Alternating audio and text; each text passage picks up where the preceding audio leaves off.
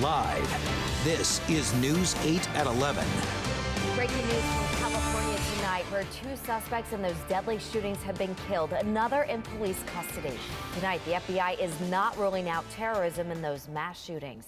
I'm Ann Craig. I'm Darren Kramer. It's the deadliest shooting in this country since Sandy Hook. 14 dead, 17 others hurt, and the name of one of the shooters has been released tonight as Saeed Farouk. Let's get the latest now. We're going to go live to ABC's Brandy Hitt, who is live in California.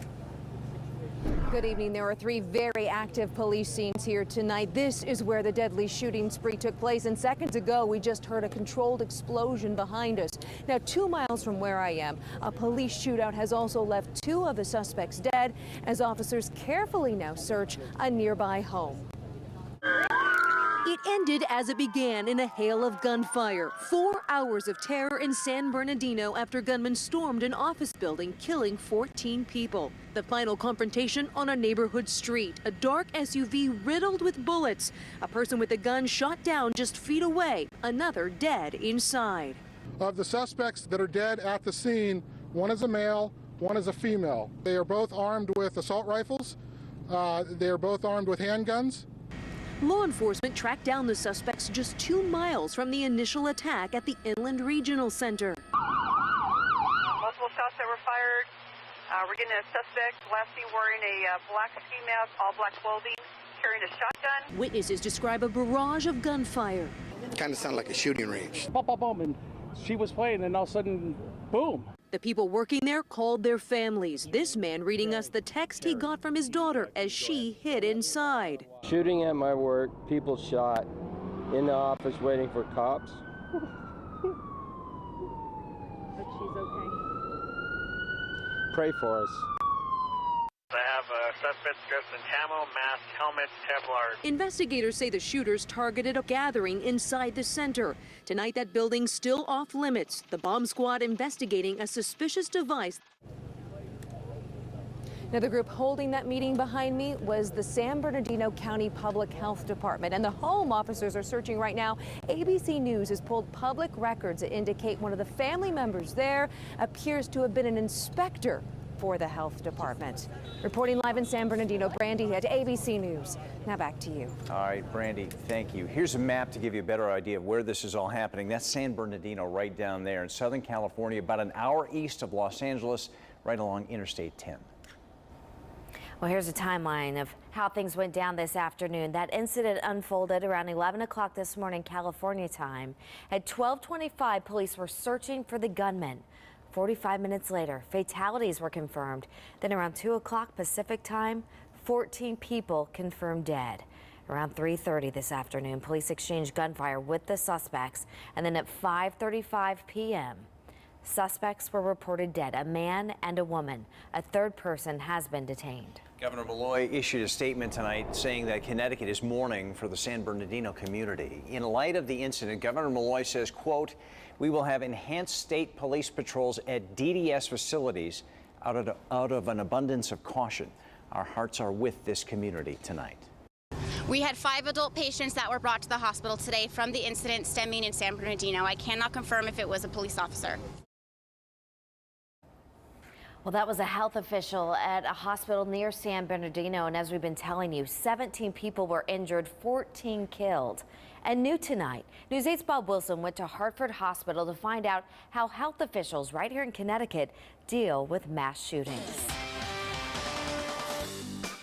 So could it happen here? It's a question we don't really like to think about, but that's the job of the hospital administrators across the state. Are they prepared in case there's a mass casualty shooting situation here in Connecticut? Here at Hartford Hospital, they train monthly on it. As a matter of fact, they take it well beyond training just their own employees. They take it and train state police and police out in the community. At Hartford Hospital, they train for active shooter scenarios. They train the doctors and the staff and security for quick response in case it happens here in Connecticut. Okay, hold that on there. We drill for these kinds of events fairly frequently here to make sure that we're prepared. We test the responses from the front door all the way up to the intensive care unit here. At the Center for Education, Simulation, and Innovation at Hartford Hospital, they make sure not only their own people are ready, but law enforcement from all over the state as well. They set up simulations for active shooters and train police and tactical teams on front lines, first response medical techniques that could save a life.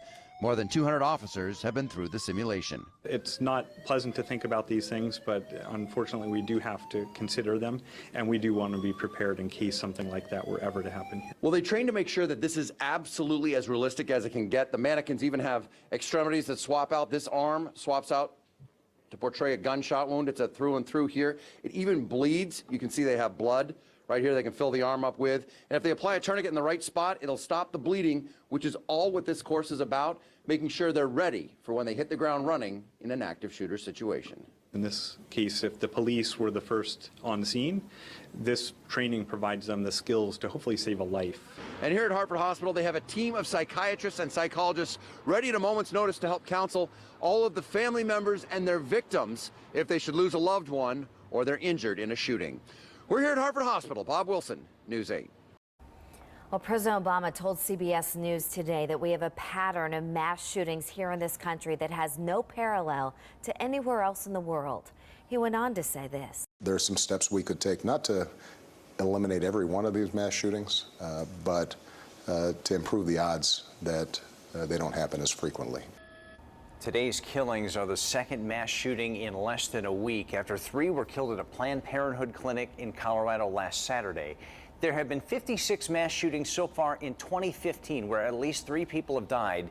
That's an average of more than 1 a week. The deadliest this year includes a shooting October 2nd at Umpqua Community College in Oregon. 9 people were killed there, 9 others hurt. July 16th, 4 people killed and 3 wounded in Chattanooga, Tennessee. The gunman opened fire at 2 separate military facilities. He was killed by police. On June 18th, the gunman opened fire inside a black church in South Carolina. 9 people were killed there. Federal agents say the number of active shooter incidents has more than doubled in recent years. Experts say most mass killers feel underappreciated, angry at the public, and want recognition. You, society, it's your fault. I'm having the problems I'm having, and I'm going to take them out on you. Experts say while most mass shootings are domestic violence cases, the number of high-profile shootings in public is going up, whether the killer's focus is to hurt as many people as possible or gain media exposure. Well, tonight, some of the presidential hopefuls took to Twitter to offer their thoughts and prayers for the victims of the attack. Democrat Martin O'Malley tweeted horrifying news out of there. San Bernardino, enough is enough. It's time to stand up to the NRA and enact meaningful gun safety laws. Hillary Clinton said, quote, "I refuse to accept this as normal. We must take action to stop gun violence now." Yeah, Donald Trump wrote this. California shooting looks very bad. Good luck to law enforcement and God bless. This is when our police are so appreciated. And Bernie Sanders said mass shootings are becoming an almost everyday occurrence in this country. This sickening and senseless gun violence must stop.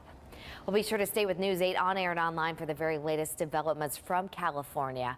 You can get the very latest on the shooting on tonight's Nightline. That's at 12:35 right here on News 8. And of course, you can always check our website, WTNH.com. All right, it may not feel like it, but winter's only a couple of weeks away, and some towns taking advantage of this mild weather to get ready for winter. In New London, workers are clearing storm drains, and the town of Waterford is getting their snowplows ready to go just in case. No snow yet. The rain is hanging around. I'm over here with Fred, and the rain is moving on out of here. And we don't see any snow in your 8-day forecast, I think, right? No, we're going to be running warmer than normal for the next 8 days. Yeah. Started December, not so great so far, but it will be improving tomorrow. Let's take a live look right now at Hartford, and not too much problem there as far as visibility is concerned. We've seen some locally dense fog out there tonight, but not a problem right now in Hartford. We are seeing some showers still. Long Island Sound looks like another batch of rain moving up, and that'll come into the shoreline around Clinton, maybe stretching east through New London County in the next half hour to 45 minutes or so. Temperatures are ranging from the mid-40s to the mid-50s. Very mild right now, all the way up to 56 now for New London, 51 for New Haven. Half-mile visibility for New Haven. Not as much locally dense fog out there right now as there was just about an hour ago. We'll continue to see some patchy fog here and there throughout the rest of tonight. These showers coming and going for the remainder of tonight. Ending, though, before dawn. The fog may hang around through the early part of the morning commute. 6 o'clock in the morning, some fog, about 47 at the shoreline, 43 inland. By 9 in the morning, we'll call it mostly cloudy skies, that fog lifting. Temperatures in the mid-40s, mid to upper 40s by noontime, a blend of clouds and sunshine. One thing that will help the fog to lift, an increasing northwest wind that'll be very gusty tomorrow afternoon. We'll talk more about that and a fine stretch of weather that's ahead of us into the weekend coming up in a few minutes. All right, Fred, we'll see you in a bit. Well, there's new information from Waterbury tonight where the suspect in this brazen broad daylight shooting caught on surveillance has now been arrested.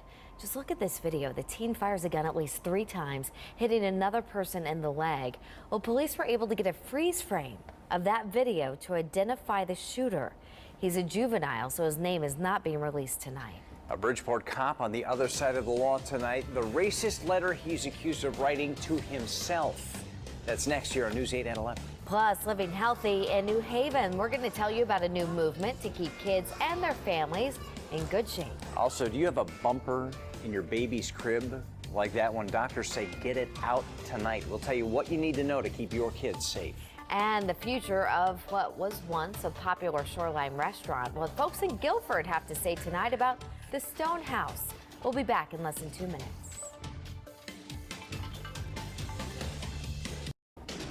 Well, there's a new report that shows that people who live in New Haven are at a higher risk for chronic diseases and poor health. Well, now schools are trying to change that by getting the whole family to be healthier and active. News 8's Jackie Slater has that story. Healthy bodies, healthy minds. In New Haven, the move is on to encourage kids and their families to get fit. We know in urban settings that we have a lot of issues that impact our children. We have a number of our children who are asthmatic and have a number of presenting health issues. According to the Yale School of Public Health, 7 out of 10 people in New Haven are either overweight or obese. In city schools, 18% of 5th and 6th graders are overweight and 28.9% are obese. New Haven Public Schools is joining forces with Parks and Rec to lower those numbers. The Family Fun and Fit Nights are a way to bring the community in, their families in, students in to learn about healthy living, from healthy cooking demonstrations, exercise, resources to really support their health and well-being. It started out as a pilot program last year. Now they're held once a month. It's about the whole child, so recognizing that the community is a part of actually equipping, empowering, and educating our students. The event includes cooking classes, Zumba, sports, and workshops. The next one will be at Columbus Family Academy. It's one of 4 New Haven schools to receive the National Healthy Schools Bronze Award. We're recognized nationally this year, which was really a big deal. We were recognized in Washington, met a whole bunch of important people, got the award. The school has made strides in getting fit. There's healthier food and more exercise for kids. The next Family Fit and Fun Night will give them the chance to share their success with others. Each site is unique, and so it brings its own flavor, its own culture, its own flair. So we actually welcome everyone across the city to come out to our events. Reporting in New Haven, Jackie Slater, News 8. Well, if you're interested in checking out the event, the next one is December 11th, and it goes from 4:30 until 7. It's at the Columbus Family Academy. New at 11 tonight, people in Guilford weighing in on the future of what was once a popular restaurant there. The Stone House closed its doors July 31st. It had been open there for the last 15 years. The building is down on the water by the docks, sold for nearly $3 million in August. Now there are plans to use the land for office space for marine research. I would like to hear that the Stonehouse building is going to stay the way it has always been. I don't want to see offices there. Yeah, some of the neighbors say they're worried about things like parking, traffic, access to the water, and lighting. Well, there's new information tonight on the hit and run in Guilford we first told you about last night. Police have now arrested that driver. The 36-year-old woman who was hit by 2 cars is now listed in stable condition. It happened on Church Street just around 5 o'clock last night. That's right there on Route 1. Well, one driver who had her stopped, but it was the other driver that kept going. The victim's name has not been released. Police say that racist hate mail that turned up at the Bridgeport Police Department was written by the officer who found it. Police say that Clive Higgins planted that note in his own mailbox back in February. He was arrested just today. Now, the letter had the heading, quote, "White Power." It said Higgins doesn't belong in the department and that, quote, "black officers belong in the toilet." Higgins told his officers that it made him fear for his life. He's now being charged with filing a false police report. A Bridgeport teen who drove off into a group of people at a cemetery was experiencing mental health issues. That's according to his lawyer. It happened in Bloomfield in September of last year. 19-year-old Frederick Sowell stole a car from an 86-year-old woman and then tried to plow through a group of people. The car fishtailed at the very last minute, but he ended up hitting a 10-year-old girl. All right, our senior meteorologist, Fred Campani, is here now talking about the weather and this gloomy stretch we have in. Fred is finally going to pull out of here now, Yeah, right? a month not going so well so far. So far, right. We'll turn it around tomorrow. Not a great day tomorrow, very gusty wind, but some beautiful weather is ahead for the weekend. Excellent. A lot of people happy about that. And here's a live look in New Haven. This was really fogged in, looking at the Union a couple of hours ago. So the fog lifting some right now. It may come back, though, at some point during the rest of tonight. Could be lifting, could be the end of it at this point. It's really tough to say. It's been coming and going throughout the evening hours, and that'll continue overnight. Some showers showing up Long Island Sound right now, about to move in. We're not quite done with the rain just yet. Half-mile visibility right now, New Haven, about 3/4 of a mile for Chester. Elsewhere, the visibility has improved to 3 miles or greater. Temperatures have been rising this evening. High temperatures for the day in some spots right now, 54 for Bridgeport, 56 for New London. Windsor locks up a degree to 44 degrees right now, but still the coolest spot in Connecticut. Not much of a breeze. Where there is a wind right now, it's generally out of the west at about 3 to 9 miles per hour. That wind is going to shift to the northwest late tonight and bring in some cooler air for tomorrow. When we widen the view out, you'll notice that there are some snow showers will swirl in the atmosphere showing up over the Great Lakes. This storm system will provide us with a very gusty northwesterly wind tomorrow. It's not going to give us any snow showers. Outside chance of seeing a flurry during the afternoon in the northwest hills. But overall, much drier and brighter day for tomorrow. Temperatures early in the day are relatively mild. By late in the afternoon, it will be cooling down as that northwest wind takes over by mid to late morning and then continues through the afternoon between 15 and 30 miles per hour. Skies clearing for us tomorrow night. Temperature settling back upper 20s to low 30s by early Friday morning. Still a little bit of a breeze around here, so a slight wind chill early Friday. Friday afternoon, the temperature climbing up into the mid to upper 40s. It's the start of a really nice stretch that lasts through the weekend. Some really fine weather in the forecast for both Saturday and Sunday. So some fog hanging around potentially until about 7 or 8 o'clock in the morning. After that, when that wind kicks in out of the northwest, we should see better conditions as far as visibility is concerned. 48 at the shoreline, 45 inland at the bus stop tomorrow morning. In the afternoon, a blend of clouds and sunshine. At gusty breeze, northwest 15 to 30 miles per hour. Shoreline around 49 at midday, and then settling back into the mid-40s by late in the afternoon. Inland 47 down to about 42 or 43 by the time the sun sets. Here's the weekend forecast: 50 with sunshine on Saturday, not much of a breeze. Sunday even nicer, mostly sunny skies with a high of around 53. Monday still pretty nice. Watching the potential for a storm in the middle of next week. Could be a nor'easter, but not a snowy one, one that brings rain. A lot of uncertainty with that, and Sam will be in first thing tomorrow morning with the latest on that midweek forecast for next week. How about that weekend though? 50 Saturday, about 53 degrees on Sunday.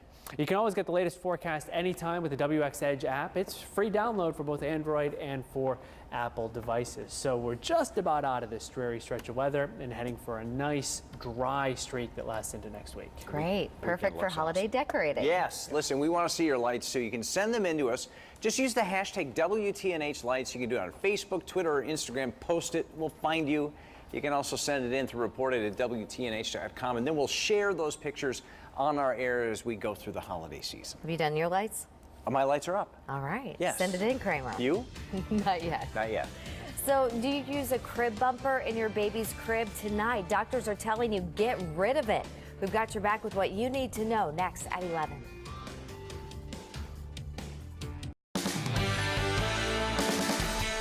We've got your back tonight with a warning about those bumpers that might be in your baby's crib. Health experts are warning parents to stop using them right away. There's been a recent increase in baby deaths. A new report shows the number of baby deaths tied to that common crib bedding have tripled just in the last 7 years. That's according to authors of a study that looked at infant deaths since 1985. Now, there are no federal regulations restricting the use of those crib bumpers.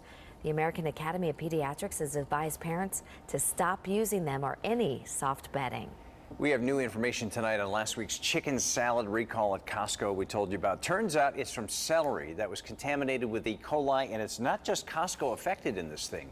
That recall now affects 155,000 items. Things like salad kits, vegetable trays, other prepared foods. 19 people in 7 states have gotten sick so far. 5 wound up in the hospital. 2 developed kidney failure. Along with Costco now, this affects Walmart, Sam's Club, Target, and 7-Eleven stores. They're also affected by this thing. We've got all the information you need to know about this on our website at WTNH.com. Well, it's time now for our check in sports, and John is in for Noah tonight. Hey, John.